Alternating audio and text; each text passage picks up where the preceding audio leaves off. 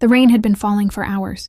The streets of the old city glistened, beneath the dim orange glow of broken street lamps, their reflections scattered like shattered memories in the puddles below. Armin stood in the shadow of a crumbling building, his coat pulled tightly around him. But it was not the cold that unsettled him. It was the fire inside, a fire that had refused to die for 2 long years. He had lost count of the nights he had spent replaying that single moment in his head. A night of betrayal. A night when everything he held sacred was stripped away. His sister's cries still echoed in his ears, haunting him in every waking moment. His family's honor, once their pride, was thrown to the ground and trampled mercilessly by those who held power. Wealth and cruelty in equal measure. The Khan family. The name itself was poison on his tongue. The men who had destroyed his sister's life, silenced his father's voice, and reduced his mother to nothing but a fragile shadow of the woman she used to be. Arman had been helpless that night, bound, beaten, and humiliated. The helplessness had been worse than the pain. But helplessness had an end. "I swore, Eamon," he whispered into the night, his eyes narrowing as if speaking directly to his sister's spirit. "I swore I would not rest until they feel the same fire they lit in our lives. They will pay, each one of them, and I will not stop until their pride bleeds in the dirt." For 2 years, he had trained himself to become a man of silence. He had learned patience, the most dangerous weapon in revenge. He worked quietly, building connections, gathering information, hiding his rage behind a smile that fooled the world. The city now knew him as a quiet, disciplined businessman, someone who kept to himself, someone harmless. But behind that mask lay a predator waiting for the right moment to strike. And then fate had handed him a weapon far sharper than any blade. Her name was Zoya. He had not expected her to enter his life, but the world was cruel and ironic. Zoya was the daughter of Shahbaz Khan, the very man Armin had sworn to destroy. He first saw her at a charity gala, surrounded by glittering chandeliers, laughter, and the hollow conversations of the rich. Arman had not wanted to attend, but he knew he had to play his role in society, to stay hidden in plain sight. He had been standing near the balcony when his eyes caught a glimpse of her. Zoya was nothing like the Khans he had imagined. Her presence was soft yet commanding, her laughter genuine among the sea of artificial smiles. She wore a simple ivory dress, her hair cascading down her shoulders, her eyes wide with an innocence that almost seemed out of place in that corrupted hall. She looked like someone who had never known the weight of cruelty, someone untouched by the filth her family swam in. For a brief second, Armin felt something he had buried long ago, something dangerously close to longing. He clenched his fist instantly. "No, this is not desire. This is not weakness. She is just another tool, a pawn in the game I have already begun." Yet his eyes betrayed him, following her across the hall. The following days brought chance encounters, or perhaps fate was mocking him. He saw her again at a bookstore, sitting cross-legged on the floor, lost in the pages of a novel. He passed her once at the university gates, where she taught art classes for underprivileged children. Each time, she carried with her a softness that disarmed him in ways he refused to admit. Still, Armin knew better than to confuse innocence with purity. She was a Khan, and Khans were poison, but poison could be used. That night, back in his dim apartment, Arman stared at the photograph of Zoya he had secretly taken at the gala. His jaw tightened. "You will bring him down, Zoya," he muttered to himself. "Through you, I will make Shahbaz Khan suffer in ways he has never imagined. You are his heart, his pride, his weakness, and I will take that from him." Yet as his eyes lingered on the photograph, a dangerous thought crept, and the possibility that his own heart was already betraying him. He crushed the photo in his hand until it tore. Weeks later, their worlds collided for the first time in a way that could not be ignored. It was a rainy evening, much like the one he had spent in the shadows weeks earlier. Arman had been driving home when he noticed a car stranded at the side of the road. Its hood was open, steam rising into the damp air. He would have driven past, except he saw her. Zoya stood there, holding her phone with a frustrated expression, raindrops clinging to her hair and soaking her dress. She looked utterly out of place, fragile against the storm. Against his better judgment, Armin pulled over. "Need help?" His voice was calm, detached. She turned, surprised, her eyes widening slightly before she offered a small, grateful smile. "Oh, thank God. I think the engine overheated. And I don't really know what to do." Arman stepped out, the rain drenching his coat within seconds. He walked over, glanced at the engine, and with practiced ease began fixing what he could. She watched him silently, her gaze lingering on the sharp lines of his face, the intensity in his eyes. "You seem to know what you're doing," she said softly, trying to break the silence. "I've dealt with worse," he replied curtly, not looking at her. Within minutes, the car sputtered back to life. She exhaled in relief, her smile bright despite the rain. "You saved me. I don't even know your name." Arman hesitated. A name was more than just an introduction. It was an invitation. Finally, he said, "Arman." "Zoya," she replied, extending her hand. For a moment, he stared at it. The rain dripped down her fingers, delicate and trembling slightly in the cold. Against all logic, he reached out and shook it. Her touch was warm, alive. It sent a spark through him that he instantly regretted. "Thank you, Arman. I owe you one," she said softly. "No debt," he replied flatly, pulling his hand back. "Be careful next time." And with that, he walked away, leaving her watching his retreating figure through the rain. But destiny is never so easily escaped. The next week, Zoya appeared at the same charity center Arman secretly funded under a false name. She was painting murals with children when she saw him enter. Her face lit up with recognition. "Arman!" she called, wiping her hands on a cloth as she walked toward him. He froze, his mind racing. This was not part of the plan. Yet before he could react, she was standing before him, her eyes glowing with gratitude. "You didn't tell me you worked here," she said. "I don't," he lied smoothly. "Just visiting.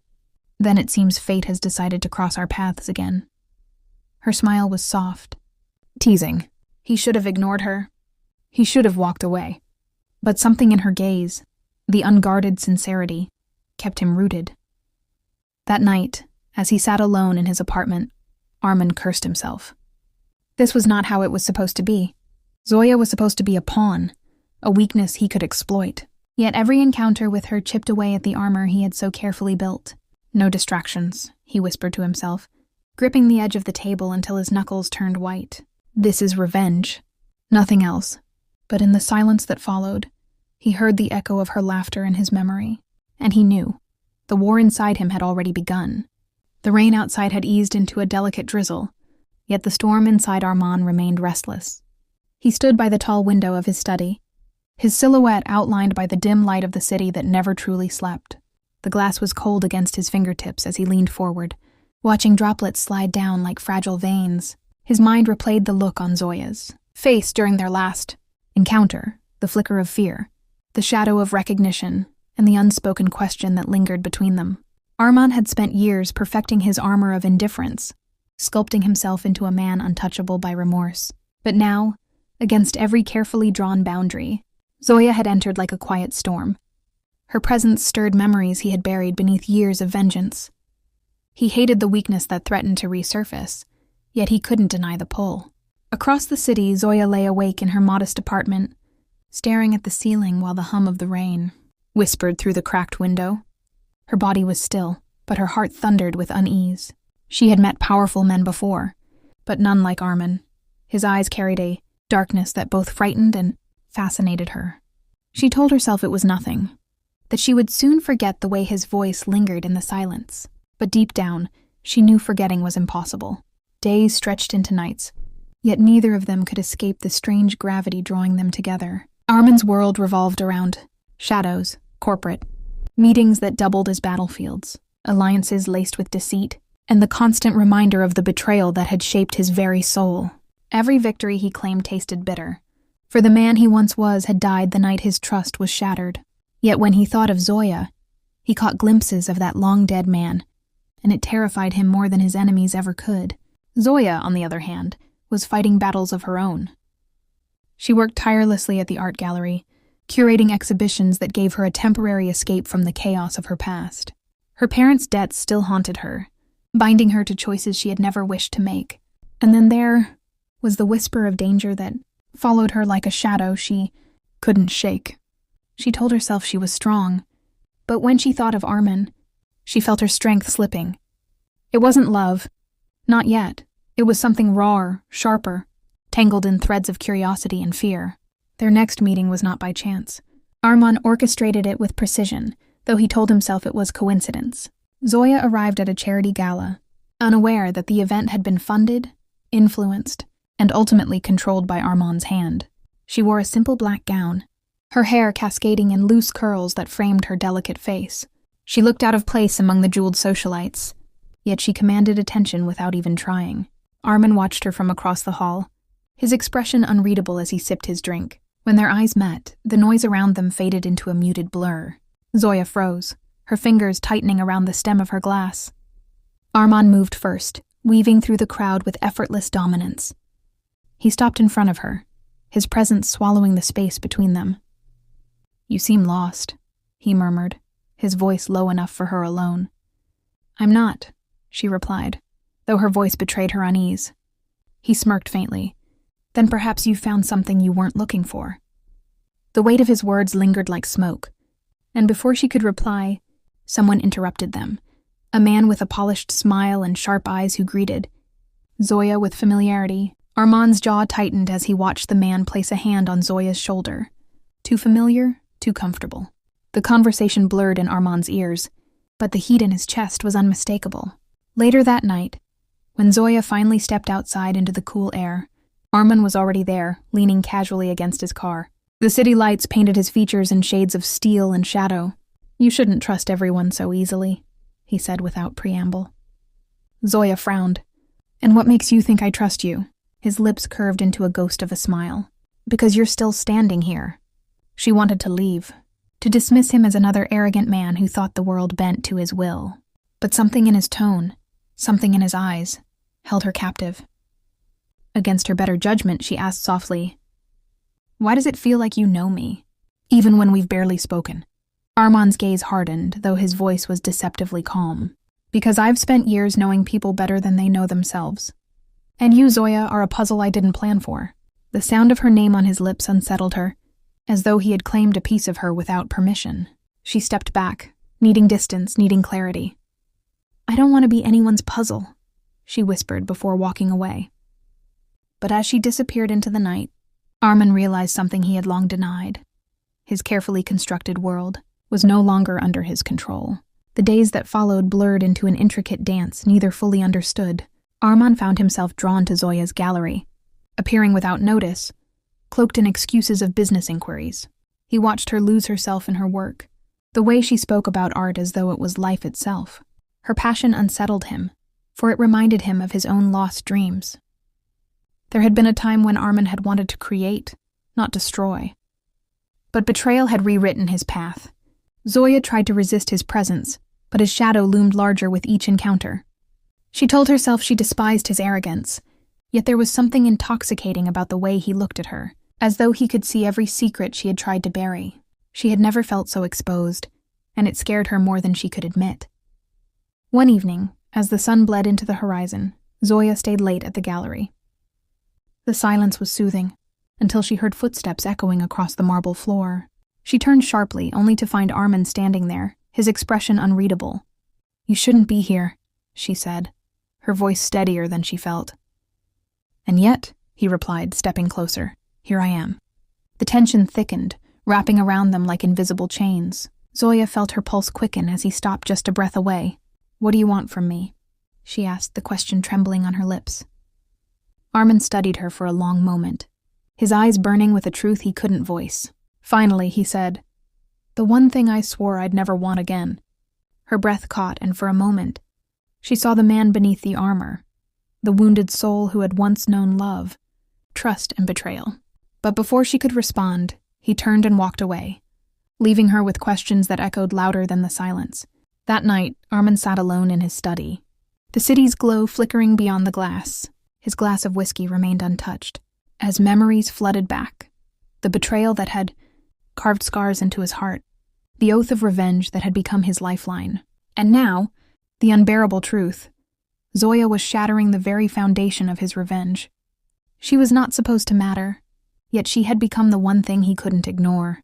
And somewhere across the city, Zoya lay awake once more, whispering to the darkness, "Why do I feel like his pain is mine?" The answer, though unspoken, was already writing itself in the threads of fate pulling them closer, toward a storm neither of them was ready to face. The night air was heavy with a stillness that almost felt unnatural. Armand sat in his car outside the gallery long after Zoya had left. He had no reason to be there, No business that demanded his presence, yet he lingered, as if the shadows around him whispered secrets he wasn't ready to admit. His driver shifted uncomfortably in the front seat, but said nothing. Armand's silence was enough to keep the world at bay. Inside his chest, however, a battle raged. He had spent years shaping himself into the perfect weapon of vengeance. Every step calculated, every emotion buried deep beneath layers of steel. But now those layers were cracking. Zoya's face, her voice, the way she looked at him as though she could see beyond the monster he had become. These things haunted him more than any enemy could. He clenched his fists, forcing the weakness down. Yet the truth refused to stay hidden. She was undoing him. Meanwhile, Zoya walked the narrow streets toward her apartment, her footsteps echoing against the quiet buildings. The city felt different after meeting him.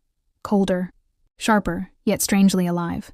She hated that his presence followed her even now, that his words clung to her mind like shadows.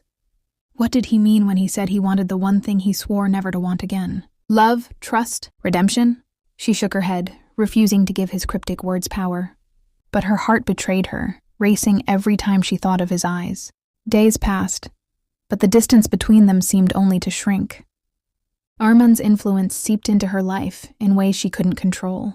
He appeared at the gallery often, sometimes with an excuse of business, other times with none at all. Each time his presence filled the room, drawing the eyes of everyone around him. Yet it was only Zoya who felt the full weight of his gaze. She told herself she should stay away, that he was dangerous, that his world was not hers. And yet, against all logic, she found herself waiting, wondering if he would appear again. One evening, a storm rolled over the city, dark clouds swallowing the sky. Zoya stayed late at the gallery to close up, her thoughts restless. As she locked the doors, a flash of lightning illuminated the street, and there he was, standing in the rain, his figure outlined in silver light. She gasped softly, startled, though she wasn't sure if it was fear or something else. "You shouldn't be here," she said as he approached, rain dripping from his hair and coat. "I could say the same to you," he replied, his voice calm despite the storm.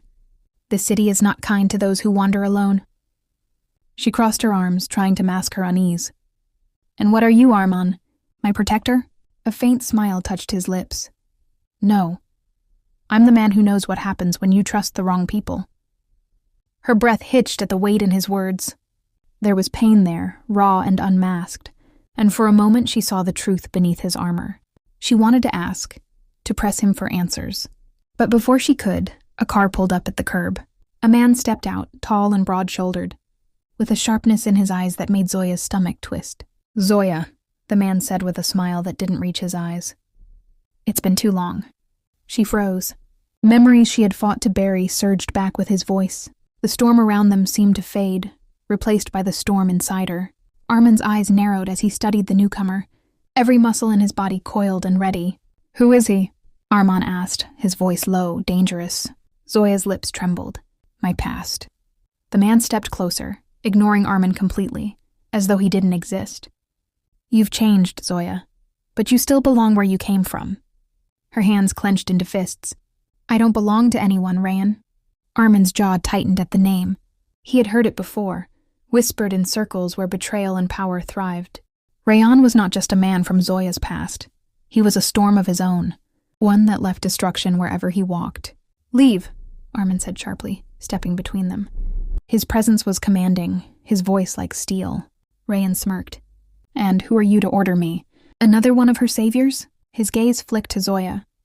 "How many will it take before you realize no one can protect you from yourself?" Before Armand could respond, Zoya's voice cut through the storm. "I don't need protection. Not from him, not from you, but I won't let you drag me back into the darkness." Rayan's smirk faded, replaced by something colder. "We'll see." He turned, stepping back into the car, his eyes lingering on Zoya until the vehicle disappeared into the rain. The silence that followed was suffocating. Zoya's body shook, though whether from fear or rage she didn't know. Armand stood beside her, his expression unreadable, but his hand twitched at his side, as though restraining himself from reaching for her. "Who is he really?" Armand finally asked, his voice softer now. Zoya swallowed hard. "The reason I ran. The reason I had to start over. He won't stop, Armand, he never does." For the first time, Armand felt a new kind of fury. Not for himself. Not for his own betrayal, but for her. He had seen cruelty. But the thought of Zoya trapped under the weight of someone else's control ignited something primal in him. "You're not alone anymore," he said firmly, his eyes locking on hers. She wanted to believe him. God, she wanted to, but trust was a luxury she couldn't afford. Still, as the storm raged around them, she felt the smallest flicker of safety in his words. Over the next weeks, Rayan's presence loomed like a shadow. Strange calls, glimpses of unfamiliar cars near Zoya's apartment. The feeling of being followed. It all returned. Arman, true to his word, stayed close. He tightened his network, placed guards in places Zoya couldn't see, and watched every move with precision. But he also knew one truth. Protection could only go so far. Rayan was a man who thrived on breaking people from the inside out, and Zoya was already fighting battles unseen. Late one night, she confronted Arman in his study, her voice trembling with both anger and desperation. "Why are you doing this? Why do you care what happens to me?" Arman looked at her, the weight of years in his eyes. "Because I know what it's like to be hunted. To have your life stolen by someone who thinks they own you, and I won't let it happen to you." Her chest tightened at his words. For the first time, she saw not the ruthless man the world feared, but the wounded soul beneath. And though she wanted to run from the danger of feeling anything for him, her heart betrayed her once again. Arman stepped closer, his voice dropping to a whisper. "You deserve a life free from chains. Zoya, even if I have to burn the world to give it to you." She shivered, not from fear, but from the intensity that radiated from him. Something unspoken passed between them then, a promise neither dared to name. But fate was never kind to hearts already scarred. The very next day, Zoya received a letter, slipped under her apartment door. No name, no signature, just a single sentence written in sharp, deliberate strokes. "You can run, but you'll always be mine." Her hands shook as she read it, her breath shallow. She knew it was Rayan. She knew the storm was only beginning. And somewhere in the distance, Arman prepared for the war he knew was coming. A war not just against Rayan, but against the chains of his own heart. Because saving Zoya meant confronting his past, and confronting his past meant risking everything he had built, even the cold fortress of vengeance that had kept him alive. And for the first time, Arman wondered if revenge was worth the price of losing the one thing he never expected to find again. The letter lay crumpled on Zoya's kitchen table, its ink still seared into her mind like a brand she could not escape. She had read those words again and again, each time feeling the cold grip of fear tighten around her chest. "You can run, but you'll always be mine." Her fingers trembled as she pressed them against her temples, trying to will the voice of Rayan out of her head. But his shadow was back, stretching over every corner of her life. Arman arrived unannounced that evening, though Zoya no longer questioned how he always seemed to know when she needed him most. He stepped into the apartment silently, his sharp eyes landing immediately on the crumpled page. He picked it up, smoothed it with his palm, and read the words without flinching. His jaw tightened, but his voice remained calm, controlled, as though the storm inside him had been carefully locked away. "He's testing you," Arman said finally, his tone dark and deliberate. "He wants you to break before he even touches you."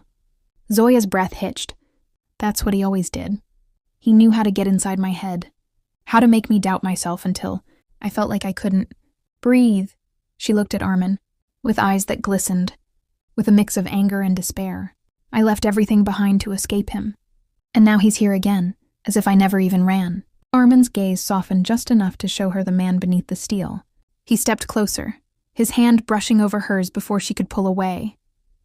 "This time is different, because now he'll have to go through me." Something in the way he said it, quiet, absolute, final, sent a shiver through her.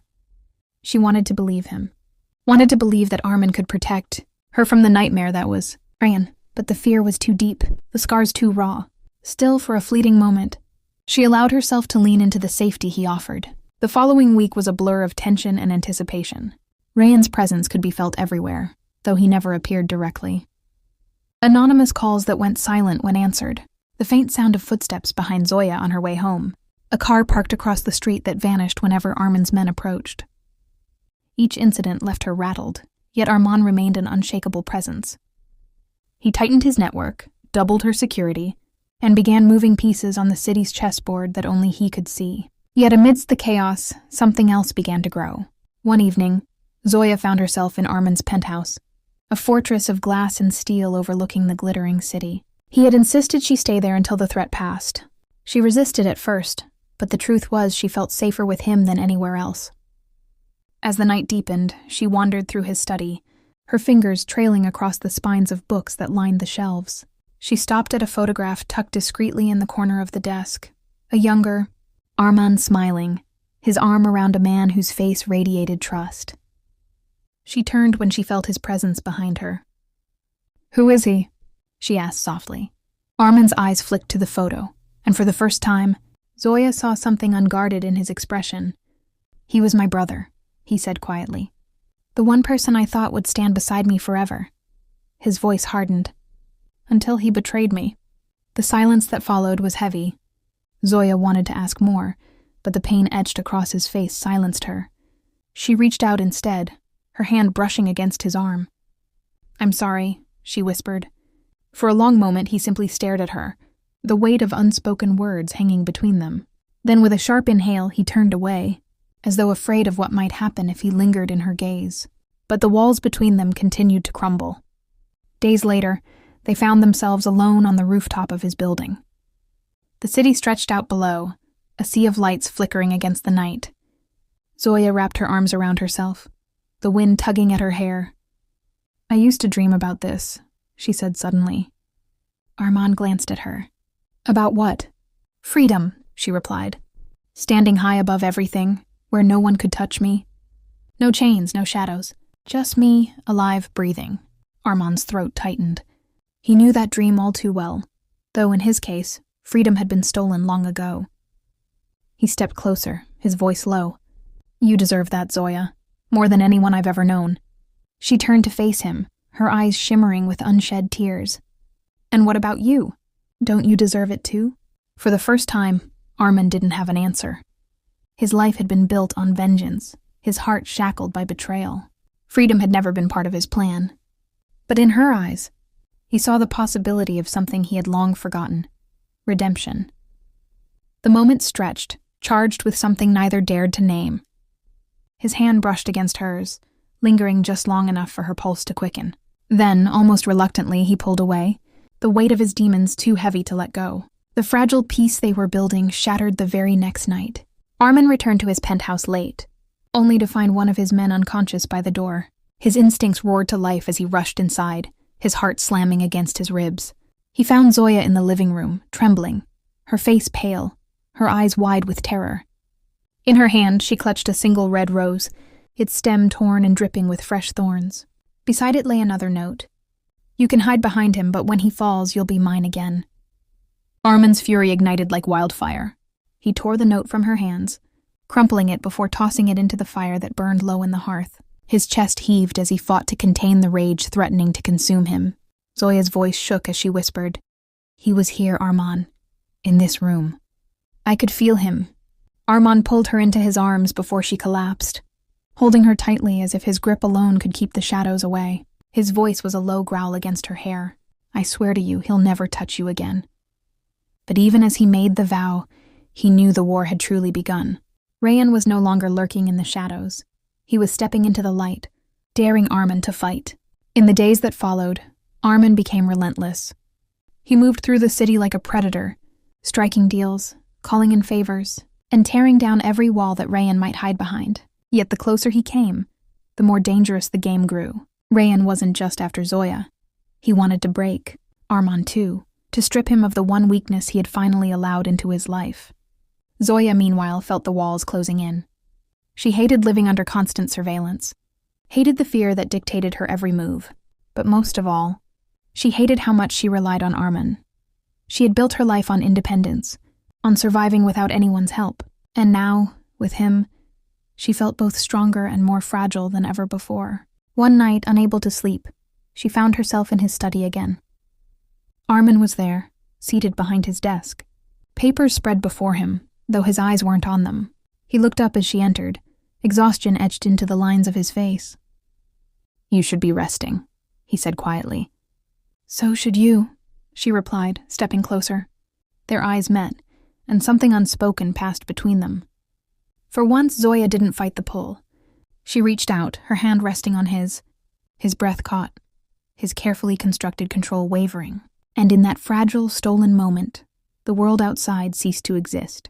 But even as their hearts leaned closer, fate loomed like a shadow, reminding them that storms do not wait for love to blossom. For Rayan was watching, and he was ready to strike. The city had never felt so restless. Every street, every alley seemed to hum with whispers of something dark brewing beneath the surface. For Zoya, the walls of Arman's penthouse had turned into both a shield and a prison. She paced the glass corridors at night, her reflection staring back at her like a stranger. Sleep no longer came easily. Not when every creak of the floor or flicker of the lights threatened to be Rayan's return. Arman, meanwhile, was a man possessed. His days were consumed by meetings in shadowed corners of the city, conversations laced with hidden threats, and phone calls that stretched long into the night. He rarely spoke of what he was planning, but Zoya could see it in the hard line of his jaw and the faint red in his eyes. He was preparing for war. One evening she confronted him in the study. He sat behind his desk, staring at a map scattered with notes and markings. Cigarette smoke curled around him, though the ashtray was already overflowing. "You can't keep doing this," she said softly, her voice trembling but firm. He looked up, his expression unreadable. "Doing what?" "Carrying it all alone. You act like you're made of stone, but I see you breaking, Arman, piece by piece. And when you shatter, what then? What will happen to me?" For a moment, the mask slipped. He leaned back, exhaling smoke into the dim light. "You don't understand.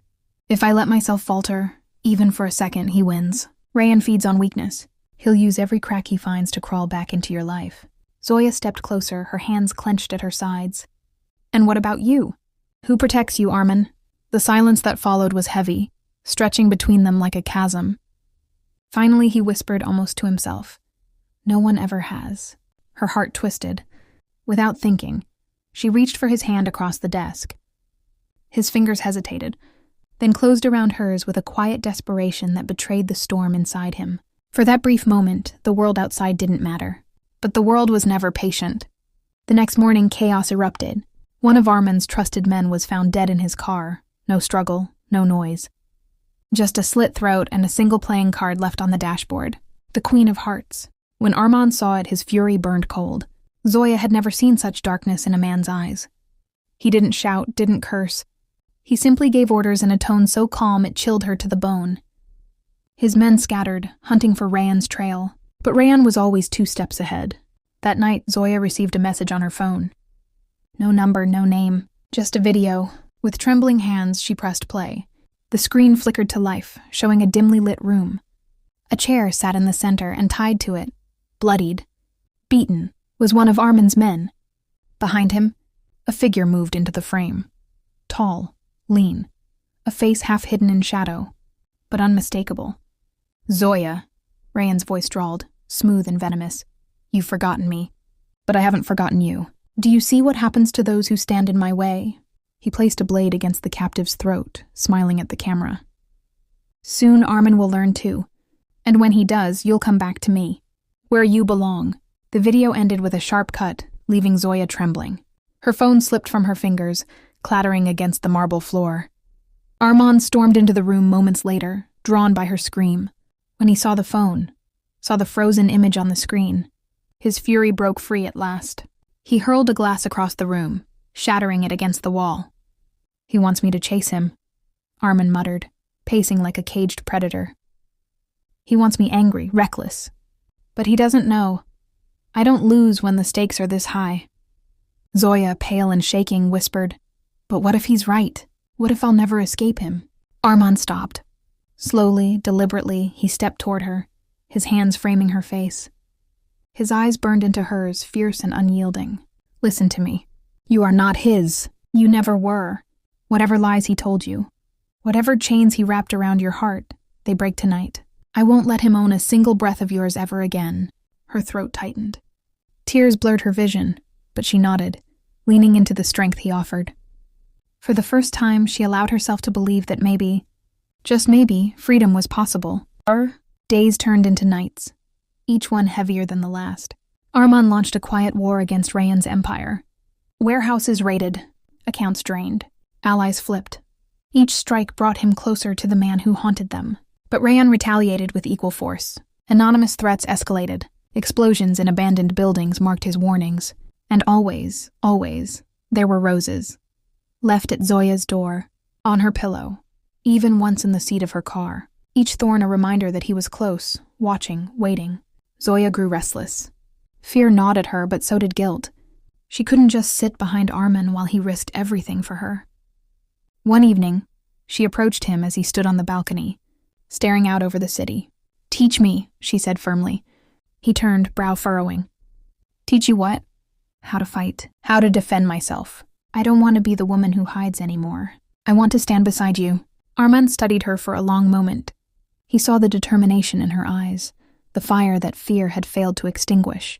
Slowly he nodded. "If that's what you want, then I'll make sure you never bow to him again." And so it began. Mornings were no longer quiet. Armand trained her with relentless precision, teaching her how to move, how to strike, how to hold her ground. At first, Zoya stumbled, her body rebelling against the harsh discipline. But she refused to quit. Bruises blossomed across her skin, but each one became a badge of strength.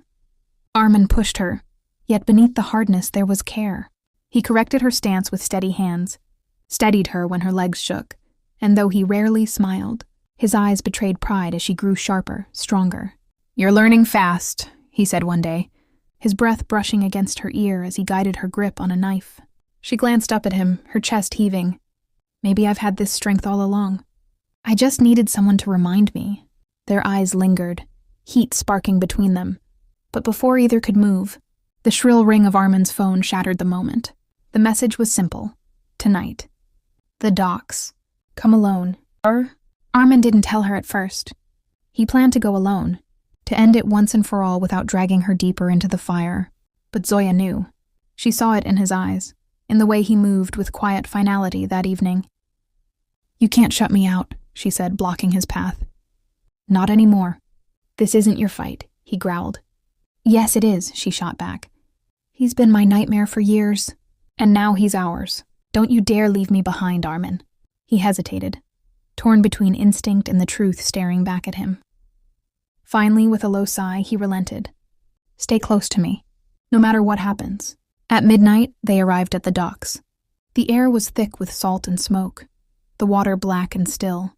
Shadows moved in the distance, men armed and waiting. And then from the darkness, Rayan emerged. He looked almost unchanged. The same cruel smile, the same cold eyes that had once held Zoya captive. Only now his gaze flicked between her and Armand with mocking delight. Well, Rayan drawled, spreading his arms. "The runaway in her night. How poetic." Armand stepped forward, his voice sharp as steel. "This ends tonight." Rayan laughed, low and dangerous. "Oh, it will. But not the way you think." What followed was chaos. Gunfire erupted, echoing against the steel containers. Men shouted, shadows clashed. Armand moved like a force of nature, taking down anyone in his path. Zoya, heart racing, remembered his training, striking, ducking, surviving. And then, suddenly, she was face to face with Rayan. His smile widened. "There you are, my love." Fear surged, but so did defiance. She gripped the knife Armand had given her, holding it steady. "I'm not yours," she spat. Rayan's eyes gleamed with madness. "You always will be." Before he could move, Armand lunged between them. Steel clashed, fists flew. The two men collided like storm and fire, years of hatred boiling over. Zoya could only watch, her heart in her throat, as the man who had once destroyed, her and the man who had vowed to protect, her fought for her soul. And in that moment, she knew, no matter the outcome, nothing would ever be the same again. The night air at the docks was alive with echoes of gunfire and the metallic clang of fists colliding against bone and steel. Zoya's breath came in sharp bursts as she pressed herself against a rusted shipping container, her heart slamming against her ribs like a caged bird. Every shadow moved like an enemy. Every flash of light threatened to reveal a nightmare. She gripped the knife tighter, its handle slick in her trembling palm. Armand fought like a man possessed. Each movement was precise, brutal, efficient. He moved with the kind of discipline only years of training and endless rage could forge. His fists cracked against Rayan's jaw. His knees slammed into his ribs. Yet still Rayan laughed through the pain, his eyes wild with fury and something darker. Madness. Obsession. You think you can take her from me? Rayan snarled between blows, blood dripping from his lip. You think you can erase me from her soul? Armand's fist drove into his stomach, folding him over, but Rayan's laughter didn't stop. She'll never be free of me. Zoya's body froze at those words, but she shook her head violently, whispering to herself, No. No, he's wrong. Armand's voice roared over the chaos. She's not yours. She never was! His boot slammed into Rayan's chest, sending him crashing back against a stack of crates. For a moment, silence fell. Men lay unconscious or bleeding around them, the water lapping quietly against the wooden posts. Only Rayan remained upright, dragging himself to his feet with a grin that chilled Zoya's blood. This isn't the end, Rayan hissed, his eyes locking on Zoya. Even if you kill me, I'll haunt her. I'll crawl inside her memories and I'll stay there forever. No, Zoya cried, stepping forward before she could stop herself. Her knife glinted under the moonlight, her hand shaking but her resolve unshaken. You don't own me anymore, Rayan. Not my body, not my heart, not my soul. Rayan's smile faltered. Just for a fraction of a second, the madness flickered. Then he lunged. Armand intercepted him mid-stride, their bodies colliding like two storms clashing in the night. They grappled, steel flashing, fists slamming, until finally Armand's knife pressed against Rayan's throat. Do it, Rayan whispered, his voice almost seductive. End me. Prove you're just like me. Armand's hand trembled. For all his fury, for all his bloodlust, there was still a line he hadn't crossed. Killing in self-defense was one thing. Executing a man was another. And Rayan knew it. Zoya stepped closer, her chest heaving, her eyes locked on Armand. You don't need to be like him. You're better than that. But even as she spoke, Rayan spat blood and sneered. Weak, you'll always be weak. She'll come crawling back to me when she sees who you really are. Something inside Armand snapped. His blade pressed harder, drawing a thin line of red across Rayan's skin. No! Zoya cried again, rushing forward. Her hand closed over Armand's, steady but pleading. Don't. If you kill him, he wins. He turns you into the monster he wants you to be. Don't give him that satisfaction. Armand's chest rose and fell like a raging sea. His eyes, wild and burning, slowly softened as they met hers. Her touch grounded him, pulled him back from the abyss. With a guttural roar, he shoved Rayan back, the blade slipping away. Rayan stumbled, laughing through the blood. Pathetic. You can't even finish me. But his laugh was cut short by a gunshot. The sound cracked through the night, echoing across the water. Rayan's body jerked, his eyes widening in shock as blood bloomed across his chest. Slowly, he turned his head toward Zoya. The smoking gun was in her hands. Her arms shook violently, her face pale, tears streaking down her cheeks. She had fired without thinking, without breathing. Just instinct. Just years of fear and torment erupting in a single act of defiance. Rayan staggered backward, his lips parting as if to speak. But no words came. He collapsed onto the concrete, his body still, his eyes staring blankly at the night sky. Silence consumed the docks. The waves lapped softly against the pier, indifferent to the storm that had just ended. Zoya dropped the gun, her knees buckling beneath her. Armand caught her before she could fall, pulling her into his arms. She clung to him, sobbing into his chest, her body shaking with relief and horror all at once. It's over, Armand whispered into her hair, his voice hoarse. It's over, Zoya, he's gone. But even as he said the words, he knew the truth. Rayan was dead, yes, but the scars he left behind were not so easily erased. The days that followed were heavy, weighed down by silence and memories. Zoya moved through Armand's penthouse like a ghost, her eyes often distant, her hands trembling when she thought no one was watching. She had ended it. She had pulled the trigger. And though she had freed herself, the cost of that freedom gnawed at her soul. Armand stayed close, always near but never pressing. He gave her space, yet his presence was constant, a quiet anchor in the storm. He knew better than anyone that healing couldn't be rushed. One evening, as the sun dipped low and bathed the city in gold, Zoya stood by the window staring at the skyline. Do you ever wonder if peace is even real? She asked softly. Armand joined her, his gaze following hers. Peace isn't something you find. It's something you fight for. And sometimes, it's something you build brick by brick, day by day. She turned to him, her eyes shimmering. And what if I don't know how to build it? He reached out, brushing a strand of hair from her face. Then we'll learn together. Her lips trembled, but for the first time since that night, A small, fragile smile touched her face. But peace was fragile, fleeting. 2 weeks later, an envelope arrived at Armin's door. No return address, no name. Just a single sheet of paper inside. In bold, elegant handwriting, it read, "Did you really think it would be that easy?" Zoya's blood ran cold as she stared at the words. Her hands shook as she handed it to Armin. His jaw tightened, his eyes narrowing. "What does it mean?" she whispered. Armand's voice was low, grim. "It means Rayan wasn't working alone." Zoya's world tilted. She had thought the nightmare ended. But now, standing in the fading light of day, she realized the darkness was far from gone, and somewhere out there in the shadows of the city, another storm was waiting to break. The letter sat between them on the glass table, its words burning into Zoya's mind like fire etched on her skin. She had read it once, twice, a dozen times, but each glance only deepened the pit of dread in her stomach. "Did you really think it would be that easy?" The handwriting was elegant, almost mocking, as though the sender had taken pleasure in the craft of their threat. Armin stood by the window, his fists clenched tight at his sides. He hadn't spoken for several minutes, his jaw working, his eyes hard as steel. Finally, he turned, his voice low and steady, though anger burned beneath it. "This isn't over. Someone else is pulling strings. Rayan was never the type to work alone. He was too reckless, too chaotic. But this," he tapped the paper with 2 fingers. "This is calculated." Zoya wrapped her arms around herself, shivering though the penthouse was warm. "Then who else could want this? Who else could come after me?" Armin's gaze softened slightly as he approached her. He crouched so their eyes met, his hand brushing against hers on the armrest of the chair. "It doesn't matter who they are. What matters is that they know we survived, and that means they'll try again." Her throat tightened. "Armin, I thought it was over. I thought—" Her voice cracked. "I killed him." His hand tightened around hers, grounding her. "You ended him, Zoya. You did what you had to do. Don't carry that weight like it's a sin. You freed yourself." But she shook her head, her eyes wet. "And yet I don't feel free. Every night I see his face. Every time I close my eyes, I hear his voice. And now this letter, it's like he's still here watching." Armand leaned closer, his forehead resting gently against hers. "Then let me carry that with you. You don't have to fight this alone." For a moment, the world outside didn't matter. There was only his voice, steady and sure, and the warmth of his presence anchoring her to the present.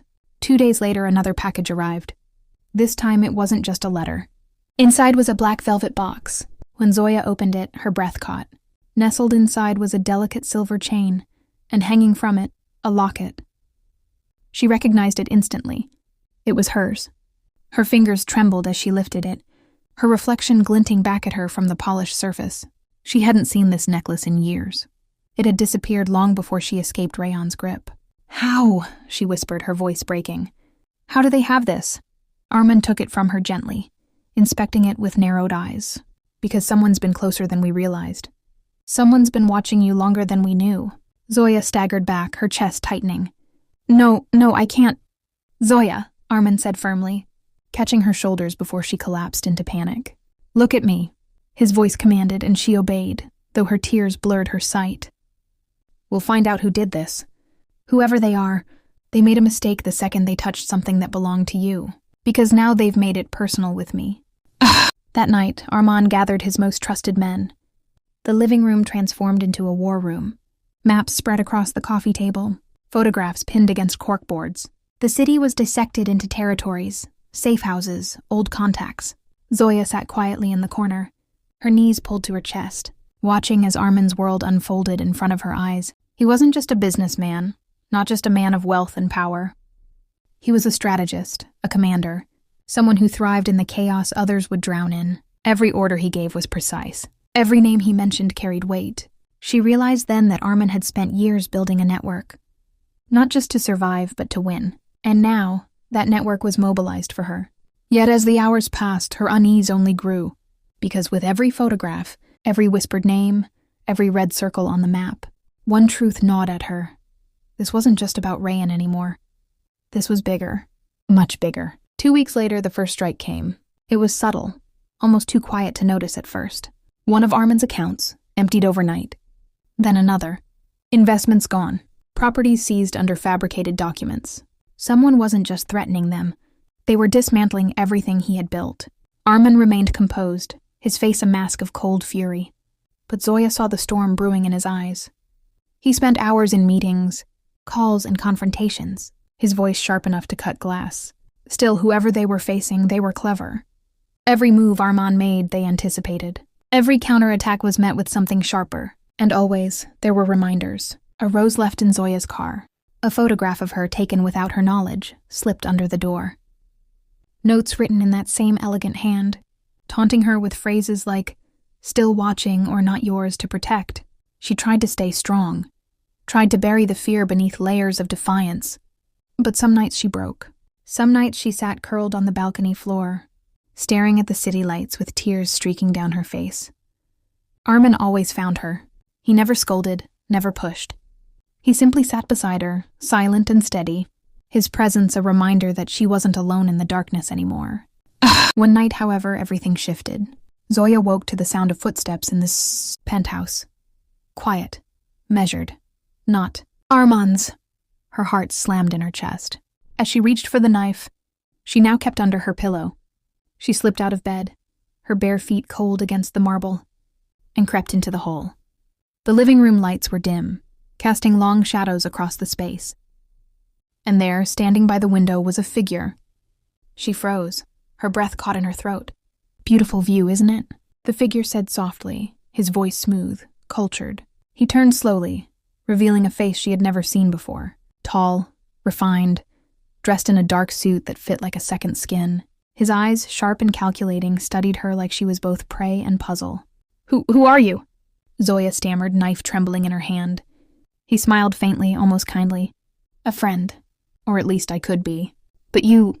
He tilted his head, his eyes narrowing. "You've caused quite a storm, haven't you?" Before she could respond, Armin's voice thundered from behind. "Step away from her." The stranger chuckled, turning as Armin appeared. Gun raised, eyes burning with fury. "Armin Khan, I was wondering when we'd finally meet." "Name," Armin demanded coldly. The man smirked. "You can call me Karan." The name meant nothing to Zoya, but she saw the flicker in Armin's expression. The brief flash of recognition quickly buried beneath control. Whoever this man was, Armin knew more than he was saying. Karan spread his hands casually. "No need for hostility. I only came to introduce myself. After all, we're going to be seeing a lot more of each other." His gaze flicked to Zoya, sharp and unnerving. "You especially." Armin's grip on his gun tightened. "If you so much as look at her again, You'll what?" Karen interrupted smoothly. "Kill me? Like you killed Rayan?" "Oh, don't look so surprised. Did you really think his death would go unnoticed? He was useful to me. And now, thanks to you, I've lost a valuable asset." Zoya's blood turned to ice. You were working with him." Karen smiled faintly. "Working with, yes. Controlled by, no. Rayan was messy. He let obsession cloud his judgment. You, my dear Zoya, were never meant to be his possession. You were meant to be a message, a symbol, and now..." His eyes glinted. "Now you're free to play a much larger role." Armin stepped forward, gun unwavering. "Get out!" Karan didn't flinch. He adjusted his cufflinks, calm as ever. "I'll leave tonight. But this isn't over. Not by a long shot." He leaned slightly closer to Zoya, his smile sharp as glass. "I'll be seeing you." With that, he slipped out into the night, leaving silence in his wake. Zoya's knife clattered to the floor as she sank onto the couch, her body shaking. "Armin, who was that?" Armin's jaw clenched, his eyes still on the door. "Someone far worse than Rayan." The storm had only just begun. The night after their escape from the Red Hook warehouse left both Armin and Zoya in a restless haze. The city carried on outside their window, but inside the apartment, the weight of what they had seen refused to lift.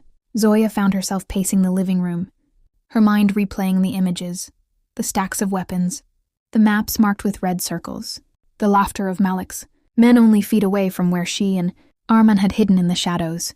The thought of how close they had come to being caught left her stomach twisting, but stronger than the fear was the determination that had grown inside her. Armin sat at the table, documents spread before him, his expression hard as stone. He had been silent for hours, his mind working in 1,000 directions at once. Every detail mattered. Every note could hold the key to predicting Malik's next move. He scribbled down connections, names, and dates, his jaw tight. The light from the lamp cast sharp shadows across his face, highlighting the exhaustion etched into him. Finally, Zoya stopped pacing. "We can't wait, Armin," she said quietly but firmly. "If he strikes first, the whole city will bleed. We need to move faster." Armin lifted his eyes to hers. In them was the same storm she felt in her own heart, fear mixed with resolve. He stood slowly, pushing the chair back. "You're right. We take this to someone who can act. If we try to carry this alone, we'll lose." Zoya hesitated. "Who would believe us? You know Malik's reach. He has money, power, connections, people in positions that should be protecting the city are probably already in his pocket." Armin's lips tightened. He knew she was right, but he also knew he had one man he could still trust, someone outside Malik's network. "There's a detective, Reynolds. We worked together years ago. He's not perfect, but he's honest. If anyone will listen, it's him." The next morning, under gray skies, Armin and Zoya drove to a quiet diner on the edge of Queens. The place smelled of coffee and fried eggs, the kind of establishment where locals sat in booths for hours and nobody asked questions. Detective Reynolds was already there, a broad-shouldered man with thinning hair and weary eyes. He didn't look surprised to see Armin, but his gaze lingered on Zoya as if silently asking why she was part of this world. "Armin," Reynolds said, his voice gravelly. "It's been a long time." "Too long," Armin replied, sliding into the booth across from him. Zoya sat beside him, her posture tense. Reynolds studied them both. "You wouldn't call me unless it was bad." "How bad are we talking?" Armin leaned in, lowering his voice. "Malik, he's back, stronger than before. He's stockpiling weapons, planning something huge. We saw it ourselves." Reynolds frowned, his fingers tapping the table. "Malik should have been finished years ago. I heard rumors, but nothing solid. What proof do you have?" Zoya opened her bag, laying the photos and documents on the table. Reynolds sifted through them, his expression darkening with every page. He muttered curses under his breath, then looked up sharply. "This isn't just street crime. These are coordinated targets, bridges, stations, markets. If he pulls this off, the city will descend into chaos. That's why we came to you," Armin said. "You can't go through official channels. Malik has people everywhere. If word gets out too soon, he'll vanish again." Reynolds sighed, leaning back in his seat. "You're asking me to go rogue. To risk everything on evidence you gathered illegally. If this goes wrong, I lose my badge, my career, hell, maybe my life." Zoya leaned forward, her eyes steady. "And if you do nothing, thousands could lose their lives. We don't have time for hesitation, detective." For a moment, Reynolds held her gaze. Then he exhaled heavily and nodded. "All right, I'll help you, but you two need to be careful. Once Malik realizes someone's closing in, he'll come after you harder than ever." That night, back at the apartment, Zoya sat by the window, watching the rain blur the city lights. Armin joined her, a quiet presence beside her. She turned to him, her voice soft. "Do you ever wish we could just walk away? Leave this all behind?"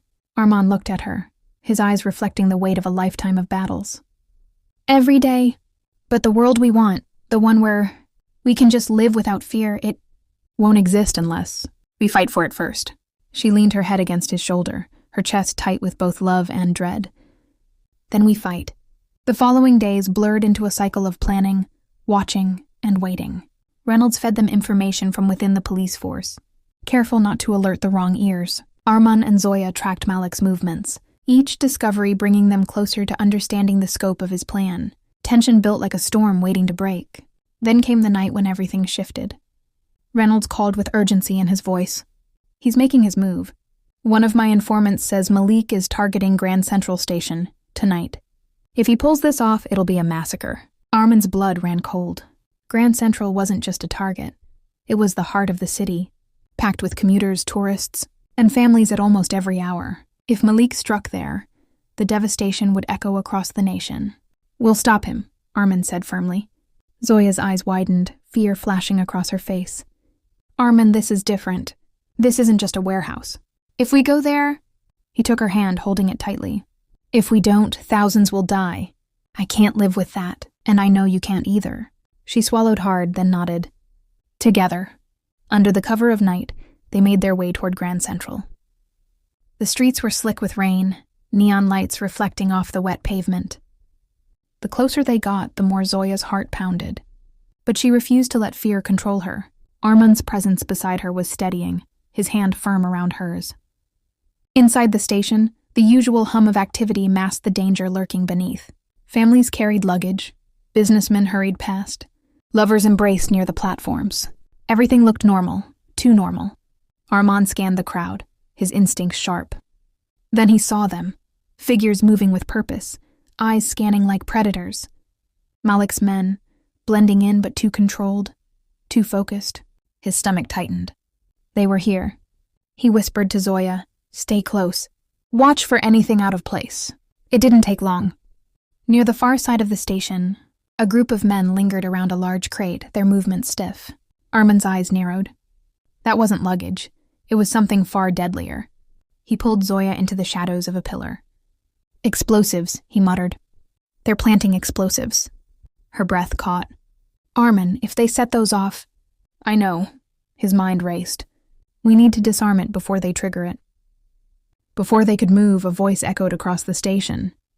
Smooth, chilling, unmistakable. "Armand." Armand froze, his chest tightening. He turned slowly, and there he was, Malik. Tall, sharp-eyed, dressed in a tailored coat that couldn't hide the menace in his posture. His smile was cold, a predator's grin. "You've been busy," Malik said, his voice carrying easily despite the noise around them. "Poking around where you shouldn't. Did you think I wouldn't notice?" Zoya's hand tightened around Armand's. Her heart pounded, but she lifted her chin, refusing to shrink back. Malik's eyes flicked to her, and his smile widened cruelly. "And you brought company. How touching. Does she know what you really are, Armand? The things you've done?" Armand's jaw clenched. "This ends tonight, Malik." Malik chuckled, shaking his head. "Oh no, tonight is only the beginning. When the world sees what happens here, they'll know I cannot be ignored." As if on cue, his men began to move, reaching for the crate. Panic rippled through the crowd as people noticed the sudden shift in energy. Screams erupted, feet pounded, chaos surged. Armand lunged forward, dragging Zoya with him. "Go!" he shouted. The station exploded into chaos, people running in every direction. Malik's men shouting orders, guards trying to control the stampede. In the center of it all, the crate loomed like a ticking heart of destruction. Armand and Zoya pushed through the chaos, their focus locked on the bomb. Every second mattered. Every movement could mean the difference between life and death. Malik's laughter echoed through the cavernous hall, a sound that chilled Zoya to her bones. But she forced herself forward, side by side with Armand, ready to face whatever came next. The chaos inside Grand Central Station felt like the earth itself had cracked open. Screams ricocheted off the marble walls. The thunder of footsteps rattled the floor as people ran in every direction, and the shrill wail of alarms began to echo through the cavernous hall. Zoya gripped Armand's hand tightly as he pulled her toward the massive crate that Malik's men had been guarding. Every second counted, and every breath carried the weight of 1,000 lives. The crate loomed in front of them like a coffin waiting to be sealed. Armand ripped it open, and Zoya's heart nearly stopped. Inside, layered with wires and blinking lights, sat enough explosives to bring down half the station. Sweat rolled down Armand's temple as his eyes darted across the mess of circuits. He had disarmed bombs before, but not one on this scale, not with the weight of a city pressing against his chest. "Zoya, stay behind me," he said, his voice sharp with urgency. She shook her head, her eyes blazing. "No, tell me what to do. We don't have time for pride, Armand, we do this together." For a moment, his heart swelled despite the chaos. There she was, unyielding, fearless. The woman who had chosen to fight alongside him no matter the cost. He nodded quickly, pointing to a set of wires. "Those? Cut the blue first, then the yellow. Don't touch the red, whatever you do." Her fingers trembled, but she steadied them. Grabbing the cutters, he shoved into her palm. Around them, Malik's men noticed and began to shout, pushing through the stampede to stop them. Armand drew his pistol with his free hand, firing into the air to slow their approach. The sound cracked like thunder, sending another wave of panic across the crowd. Malik's voice cut through the chaos, smooth and venomous. "You think you can stop me, Armand? You've always been reckless, always clinging to a fantasy that you can fight the tide." Armand ignored him, his focus locked on the tangle of wires. He guided Zoya through each step, sweat dripping from his brow as the timer on the bomb ticked relentlessly downward. 1 minute, 59 seconds, 58. The blue wire snapped beneath Zoya's hand. The timer stuttered but continued. She reached for the yellow, her breath shaking. Malik laughed from across the hall, his voice a low growl.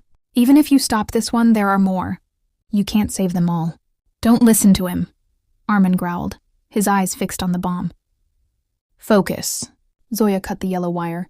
The timer froze. For one terrible moment, the entire world seemed to stop breathing. Then the blinking lights went dark. Relief flooded through them, but it lasted only a second. Gunfire erupted across the station as Malik's men opened fire, determined to finish what the bomb could not. Armin pushed Zoya behind the crate, returning fire with sharp, controlled shots. Zoya ducked, her heart pounding. But when she saw one of Malik's men circling toward Armin's blind side, she grabbed a fallen metal rod and swung with every ounce of strength she had. The man crumpled, unconscious, and Armin turned, stunned. "You're incredible," he whispered. But there was no time to linger. More men poured into the hall. And then, through the smoke and chaos, Malik stepped forward. His eyes burned with fury. His lips curved in a cruel smile. "You ruined my masterpiece," he hissed. "But you won't leave here alive." Arman rose from behind the crate, his gun aimed squarely at Malik. "This ends now." Malik laughed softly, spreading his arms. "You think it's that simple? You think killing me will erase what I've built?" Arman's jaw tightened. "No, but it will stop you from destroying everything I love." They moved at the same time, Malik lunging forward, Arman firing, the world exploding into violence around them. The shot grazed Malik's arm, but he didn't slow, slamming into Armin with brutal force. They crashed to the ground, fists flying, rage and desperation colliding in every blow. Zoya's scream cut through the chaos as she rushed forward, but Armin shouted at her, his voice raw. "Stay back!" Malik's hand closed around Armin's throat, his face twisted with hatred.